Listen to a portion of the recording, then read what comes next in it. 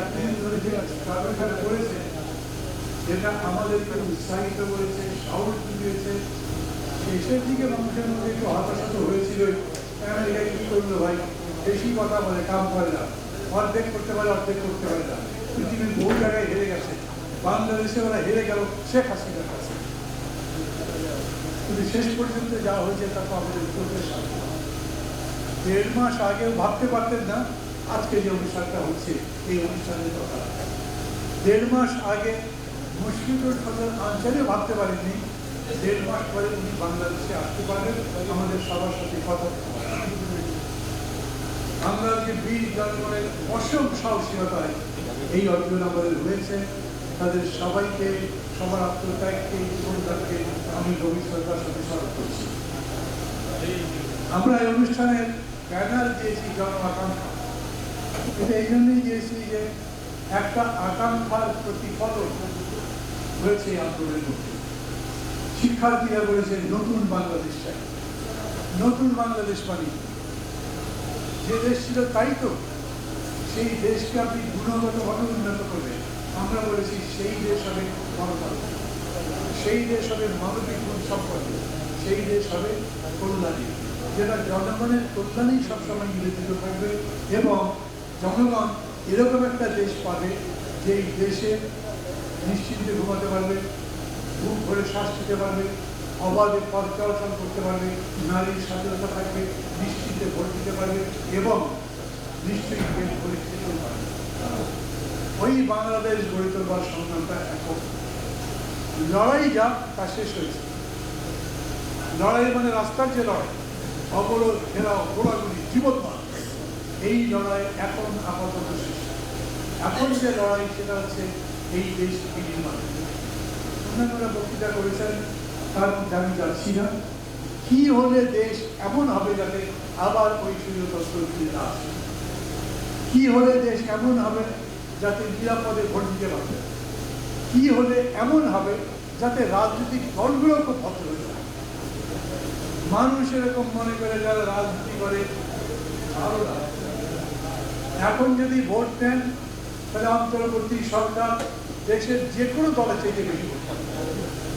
মানুষ এরকমই মনে করে রাজনৈতিক দলগুলো কথা রাখে না, বেশি কথা বলে, ক্ষমতার লোভ করে, নিজেরা মারামারি করে, খুনাখুন করে, এদের দিয়ে আমাদের করে কল্যাণ। এই সময় আমাদের আবার বলবার সময় হয়েছে।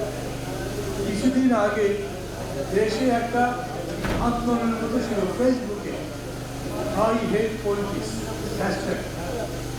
এখন এইবারে এই 2 দিন আগেও একটা টক শোর মধ্যে আমাকে জিজ্ঞেস করেছিল, আমাকে যিনি অনুষ্ঠান পরিচালনা করেছেন তিনি জিজ্ঞেস করলেন যে ছাত্ররা তো রাজনীতি নিষিদ্ধ চায় ক্যাম্পাসে।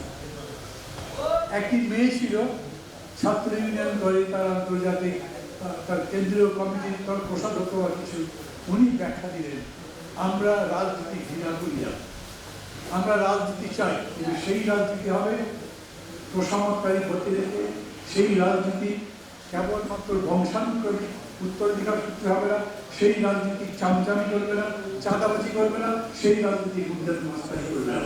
তার মানে সবাই চাইছে একটা নতুন বাংলাদেশ, মানে নতুন দল, নতুন ব্যক্তিত্ব, সবকিছু নতুন করে যে দেশটা সবার জন্য সুন্দর হবে।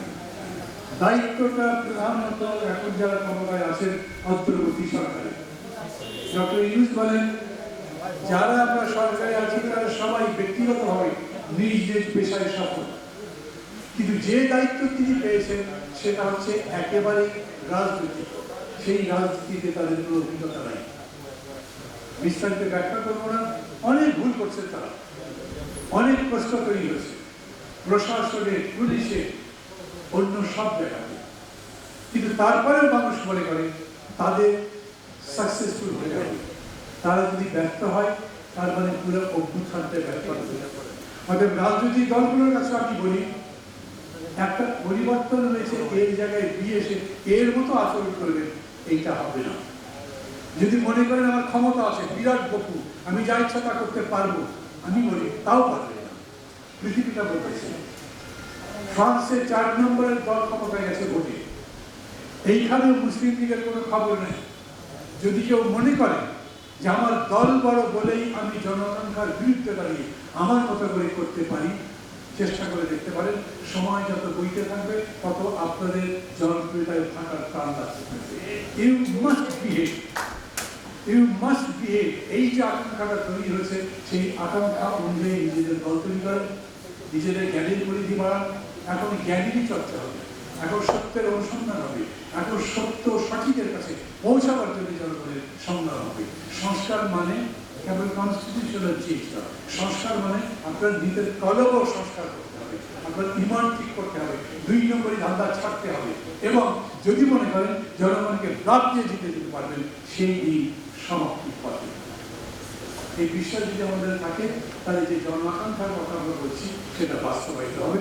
এই ধরনের মধ্যে এরপরে আরো জন আকাঙ্ক্ষার কথা বললে হয়তো আকাঙ্ক্ষায় বিদ্রোহ করতে হবে। আবার আমি এখানে সমাপ্ত করছি। Thank you very much.